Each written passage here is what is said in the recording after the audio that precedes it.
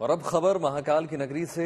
मध्य प्रदेश में विधानसभा चुनाव की आचार संहिता लागू होते ही महाकाल मंदिर प्रबंध समिति ने एक बड़ा फैसला किया है। अब महाकाल मंदिर में दर्शन करने वाले नेताओं को वीवीआईपी कोटा खत्म कर दिया गया है उनका, और इस कोटे को ऑनलाइन भस्म आरती में शामिल होने वाले श्रद्धालुओं में शामिल कर दिया है।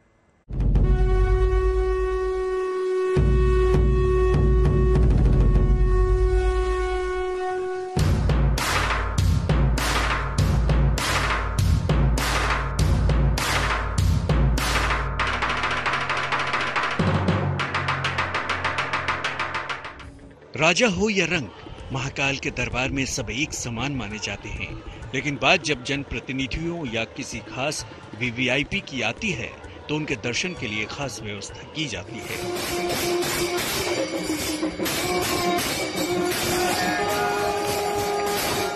लेकिन मध्य प्रदेश में चुनाव आचार संहिता लगने के साथ ही उज्जैन के महाकालेश्वर मंदिर में नेताओं के लिए कोटा को खत्म कर दिया गया है।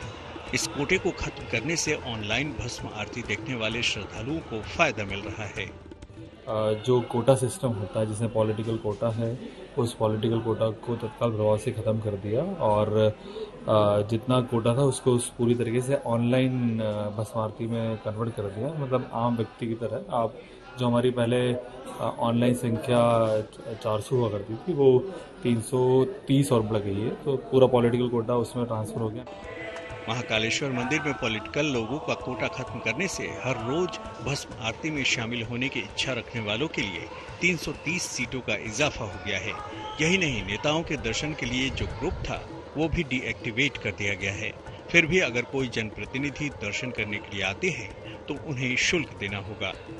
कोई जनप्रतिनिधि दर्शन करने के लिए आते हैं और यदि वो शीघ्र दर्शन से आते हैं तो ये पहले से नियम बना हुआ है, यदि वो उस लिस्ट में नहीं है तो उनसे जो शीघ्र दर्शन का जो शुल्क है वो लिया जाएगा। ये नॉर्मल तरीके से आते हैं तो उसमें किसी प्रकार का शुल्क नहीं लिया जाएगा। विशेष स्थिति में अगर किसी वीवीआईपी को परमिशन दी जाती है तो उसका फैसला मंदिर के अध्यक्ष करेंगे।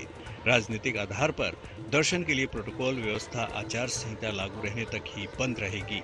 उज्जैन से संदीप कुलश्रेष्ठ के साथ bureau report, good news today.